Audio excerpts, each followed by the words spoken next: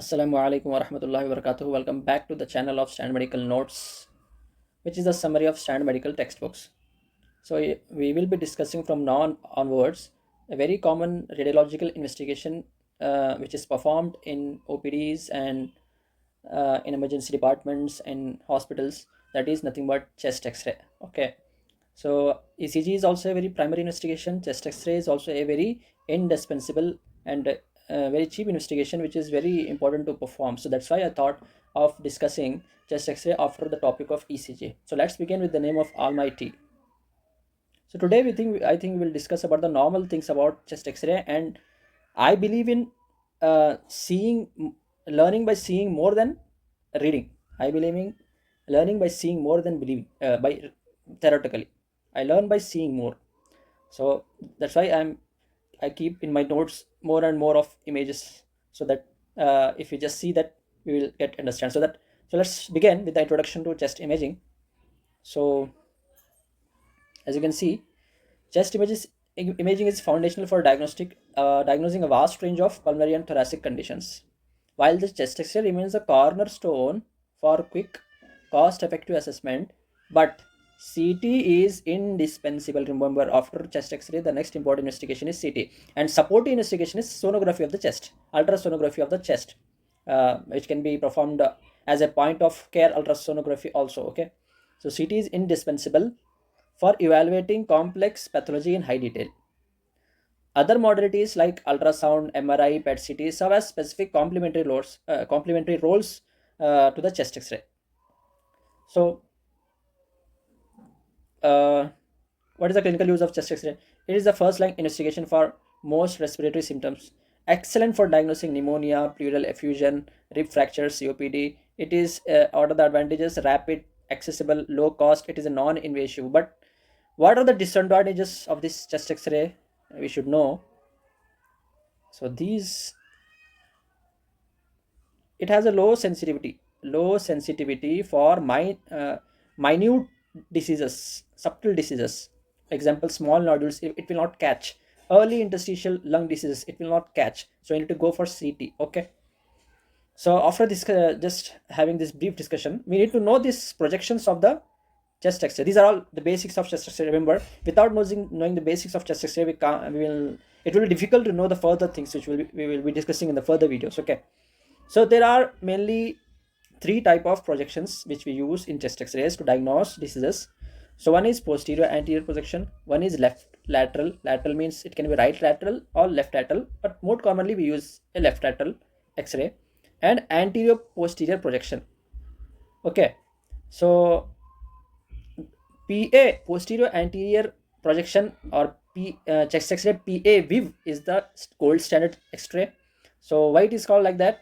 So the patient stands with chest against the rector, minimizes the heart shadow magnification. You will know that in the images which are coming. So left lateral, why it is important? It is important for localizing the disease. So to localize the disease, left lateral chest X-ray is important on a PA view. Okay, so whenever we get a chest X-ray, order a chest X-ray for diagnosing pneumonia, I think, so we order both a PA and lateral view. So this lateral view helps in localizing the disease. Second, it assesses retrosternal and retrocardiac spaces, any mass, anything, something in the retrosternal or retrocardiac spaces. So this will help. Okay. Next, AP view. So when the AP view is performed, it is used for non-ambulatory patients which are critically ill. Example, the patients who are in ICU.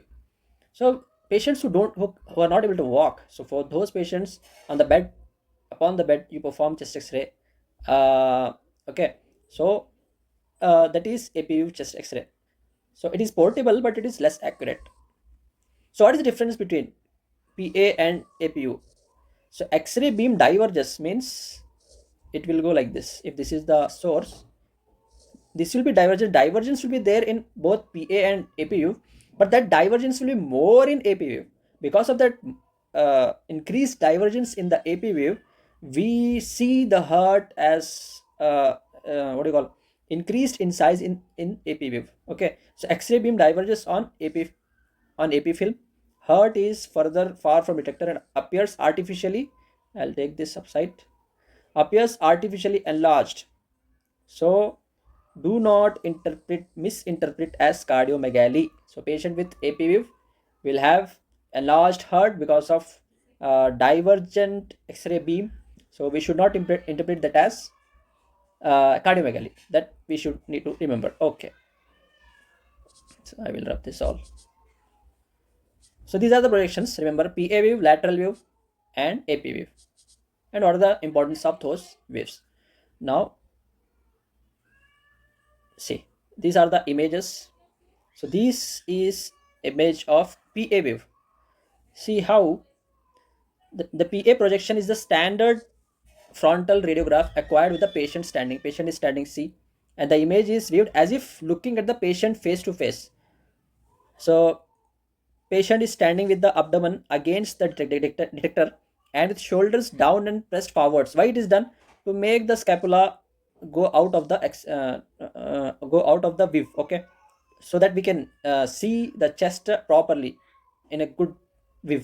That's why we say the patient to have this position. Okay, see here the chest source, and the beam will be directed like this, and the picture is recorded in this in yellow, which you are thinking. So the patient is directly opposing to the this one, what do you call this, film in PA wave. Okay, so because of that, some this type of, and you'll get a L type of annotation because the left shoulder is pointing towards the right side of the film when we get an X-ray.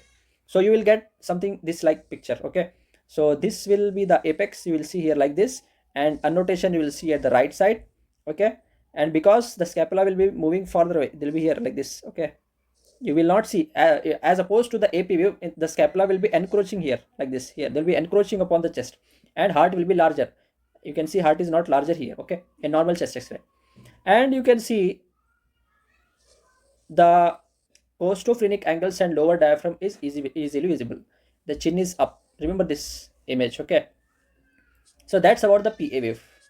This is how uh, the radiologist will perform a chest X-ray in PA wave. Now we will see the next important wave, that is lateral projection, sitting and standing position. Okay, so the patient will be standing in this position as you can see, and the film will be here yellow side. This is the detector. Okay, and because the left shoulder is in contact with the detector, so you will get L at the right side of the left side of the film. Okay, and full inspiration, the film should be recorded in full inspiration. Patient standing with left shoulder pressed against the grid and arms raised in front or above the head. So this is how the lateral film is recorded. So what you will see, so apex you can see here. Okay, and sternum is easily, you can see the sternum easily visible here, and this is the costophrenic angles, and lower diaphragm is visible. Central ray targeting the mid axillary line at the level of lower scapula border. So the rays, the source will be something here, and it will be pointing towards the mid axillary line. So you will get this type of film. Okay, you will have sternum and retrosternal things you will have, and cardiac, mediastinum, and all those things, the compartments you will learn in further coming further videos. Okay, this is in standing position. Same things you perform in the sitting position. Full inspiration, left side of the shoulder. Okay, again the patient will be holding like this, and the beam will be targeting like this. Okay, same X-ray you will get like this. So it can be performed in either stand position or in sitting position. The left lateral projection, annotated with L, is the standard lateral chest projection. The image is viewed as if looking at the patient in profile. If a right lateral projection is used, it is annotated with R for the right side, labeling with the side closest to the detector. Okay, so that's about the lateral projection. Knowing the projections is very important, basic of the chest X-ray. Okay, okay. Now we will come to the difference between PA and AP projection. Okay, so as you can see here, I will take this. Okay, let it be there. As you can see, in PA projection, a patient will be standing here like this, and this is a cross sectional view.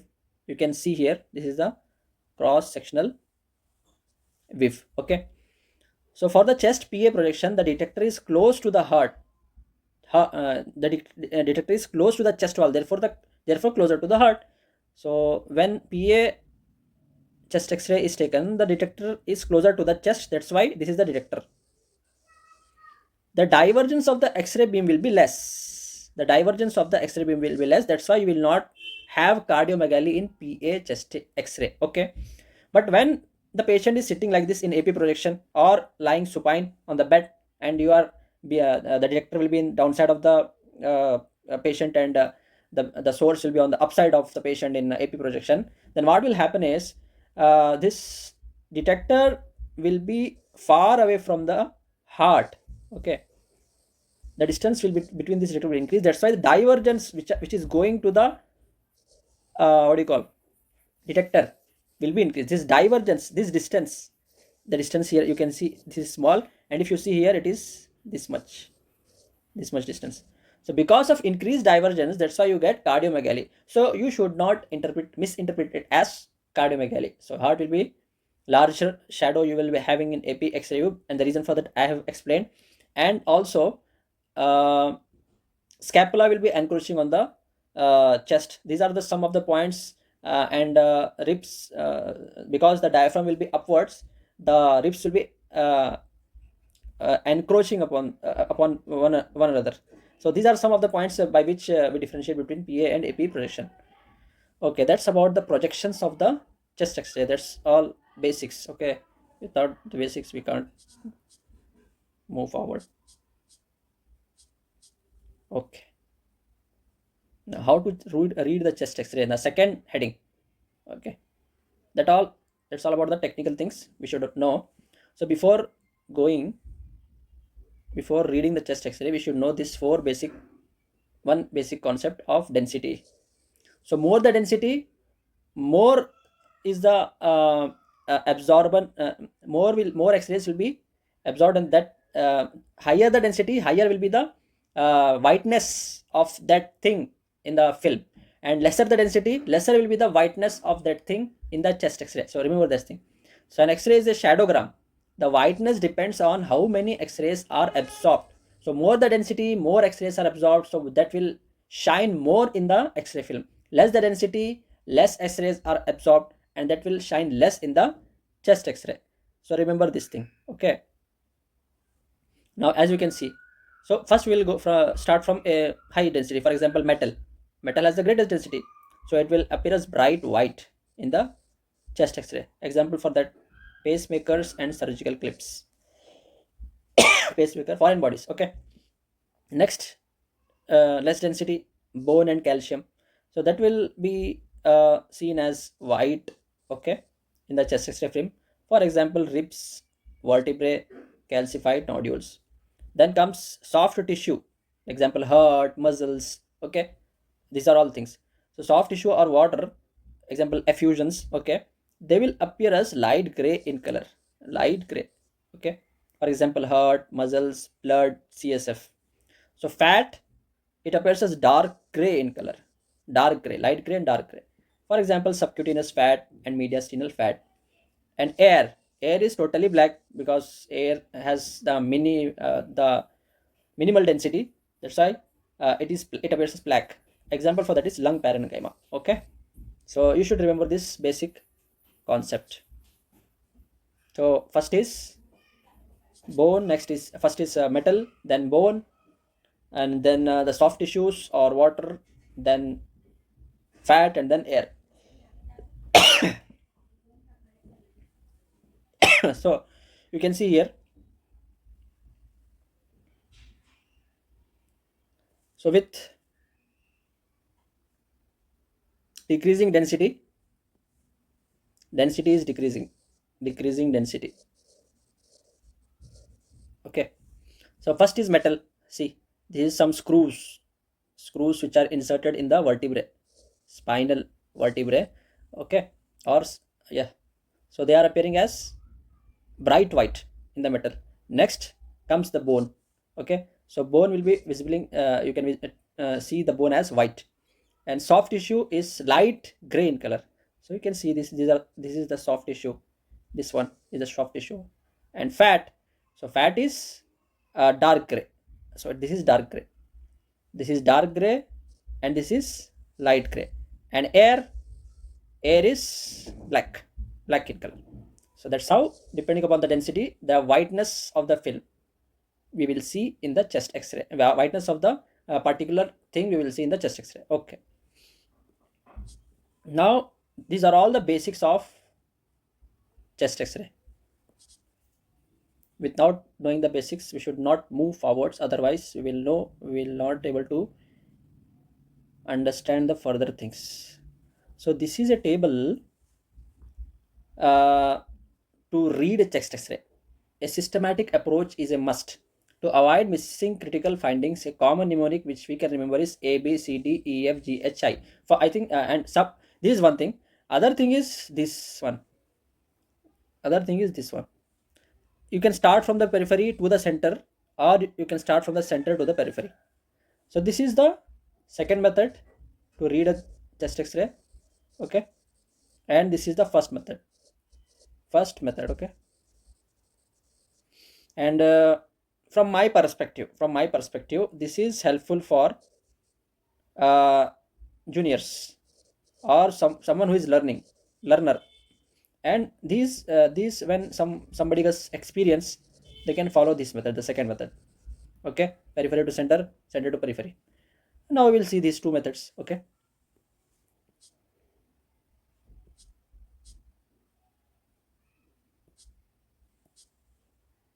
okay. So what is A means airway. Airway is trachea and bronchi. Okay, you should see the alignment and patency of the airway. B for bone and soft tissue. A for airway, B for bone, C for cardiac, D for diaphragm, E for effusion, F for three things: fields, fissure, and foreign bodies. Repeat: fields, fissures, and foreign bodies. G for great vessels like aorta and pulmonary arteries. G for great vessels. H for hyla. H for hyla. I for impression. What is that? That is a good conclusion what you draw from these by seeing these structures. So A for airway, B for bone and soft tissue, C for cardiac, D for diaphragm, A, B, C, D, E for effusion, F for fields, fissures, and foreign bodies, G for great vessels, H for hyla, I for impression.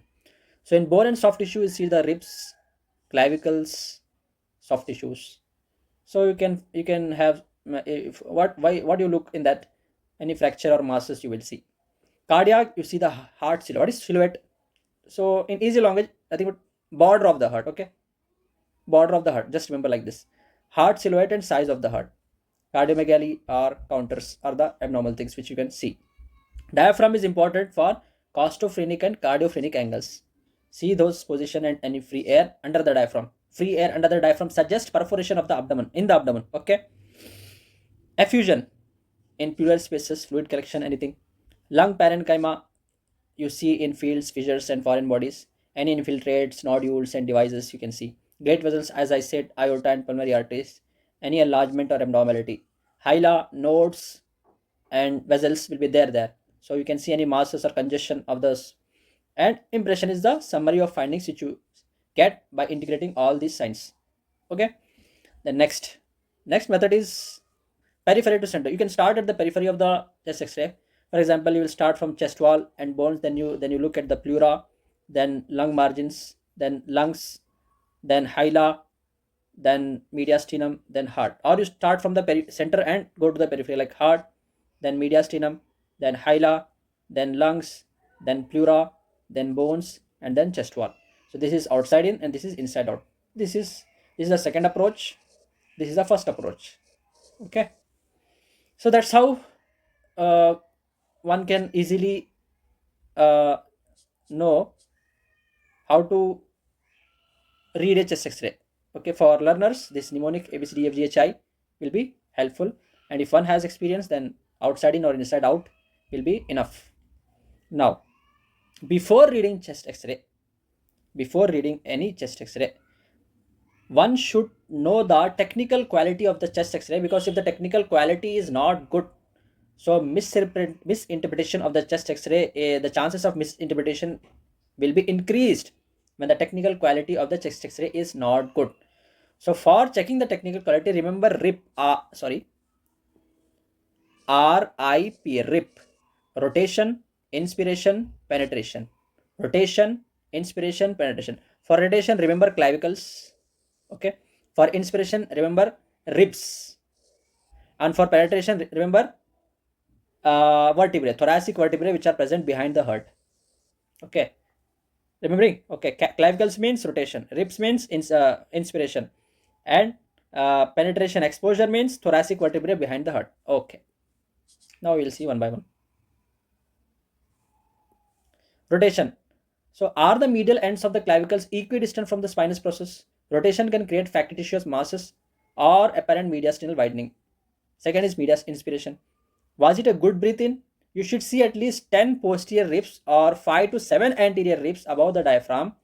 Poor inspiration, meaning less than 5 anterior ribs, can mimic lung base pathology. And more than 7 anterior ribs, remember, more than 7 anterior ribs means hyperinflation. Okay, okay. Then penetration. Penetration. Penetration, is it too dark or too light? You should ask the question to yourself. You should be able to just, this is important, just see the thoracic vertebrae behind the heart. Just see the thoracic vertebrae. So that is normal exposure. If you are seeing very good, then it is under exposure. If it is very wide, so that you are not appreciating the thoracic vertebrae behind the heart, then it is what do you call, overexposure. So overexposed and underexposed chest X-ray has bad quality. So anything rotation or inspiration or penetration, so that technical quality will be the lost from that chest X-ray, and the chances of misinterpretation will be increased. Okay, so RIP is the mnemonic to remember to assess the quality of the. So see the clavicles, see the ribs, anterior ribs in particular. I prefer to see anterior ribs because it is easy, and the posterior ribs you need to count 10 at least. Okay, they should be there. And third one is just see the thoracic vertebrae which are lying behind the heart. You should be able to see. Okay, so in the picture we'll see that thing. So this is the, okay, one by one we'll see. Okay, so when you have a chest X-ray in your hand, so PA chest X-ray, okay, so on the right side you will see something like this, left PA, okay, and on the left side you will have the patient name and surname and date of birth and the date and time at during which the chest X-ray was taken. You will be having it here. So in this chest X-ray you can see, if you draw a straight line, this is the, this is air. Okay, actually see, this is actually, I will take this laser beam. Okay, this is actually, what is this? This one.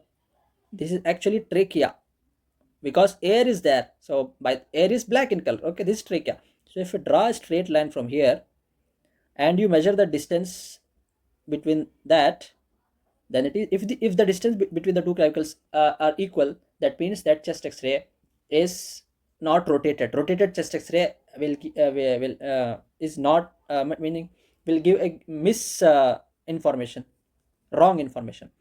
So this is important as rotation may cause anatomical distortion and may result in erroneous image interpretation. You can see here trachea is yellow and it is center. Trachea should be center and it should be equidistant from the clavicles. By that you interpret R, first one. What do you call R is nothing but rotation. Now come second one, inspiration. So inspiration, proper inspiration should be there to have a good chest X-ray. So if there are two methods, one is you count the posterior ribs which will be some compared to the anterior ribs, they'll be more horizontal. This is very important point. So you assess what do you call this one, inspiration, by counting the ribs. So in that, either you can count anterior ribs or you can count posterior ribs. How do you differentiate between anterior and posterior ribs? So anterior ribs will be more, they'll be more what do you call, bent than the posterior ribs. So as you can see here, to correctly count the ribs, note that the posterior rib portions are more horizontally oriented than the anterior ribs. Okay, less than 5 anterior ribs means insufficient inspiration, more than 7 anterior ribs means lung is hyperinflated, lung hyperinflation. Okay, so in this picture I will, what do you call, just take this picture. In this picture, this pink marked is the anterior ribs, posterior ribs. Sorry, this is the posterior ribs, and this what do you call? These are not as much straight as the posterior ribs. So these are anterior ribs. So now just we'll count. We'll not go to the markings. Okay, we'll just see and we'll count by ourselves. Okay, now see here. We'll see here. So these are straight. You can see one. Okay, two, three, four. Okay, five, six. So these are all posterior ribs. Okay, they will be somewhat horizontal. Now we will count the anterior ribs. I have not counted till the end because here you can see the vessels and bronchi markings are there. So I'm not able to appreciate properly. But when you get a chest X-ray film, you will be knowing that thing. Okay, so now you count the anterior ribs. They'll be oblique in position. Oblique. They'll be obliquely placed, as you can see in this image. See here, this is one oblique. Okay, second, you can see the border. No, you can see the border. This is third. Okay, see the border. Fourth, and this is the fifth. Okay, and this is the sixth. So this is between 5 to 7 ribs. That means it is well, it is good inspiration. Okay, okay. And one more thing is diaphragm should be costophrenic angle and costophrenic angle, cardiophrenic angle should be there. So this is cardiophrenic angle and this is costophrenic angle. You should be able to. And this right dome, this if this right dome should be higher than the left dome. So this is the normal chest X-ray. Okay, right dome should be higher than the left dome. Okay. The next thing is rotation, inspiration, and next is penetration, exposure. Now you see this circle, you are just able to see the vertebrae behind this heart. So this is a good exposure. You are just able to see the vertebrae behind the heart, thoracic vertebrae behind the heart, just able to see. Okay, not overexposed, not underexposed. It is a normally exposed chest in this circle. This is the circle. Okay, now other things which you should remember is the lung domes. These are the domes of the lung. The costophrenic angles, this one costophrenic, and the diaphragms green. So these are the diaphragms. Lung dome is, sorry, this one. Lung domes, nothing but apex. Okay, so these are the lung domes, and this is the diaphragm, and this is the costophrenic angle should be clearly visible in a normal chest X-ray. Exposure should be such that the thoracic vertebrae in this is the red ellipse. You can see in this red ellipse should be slightly visible behind the heart, and the lung vessels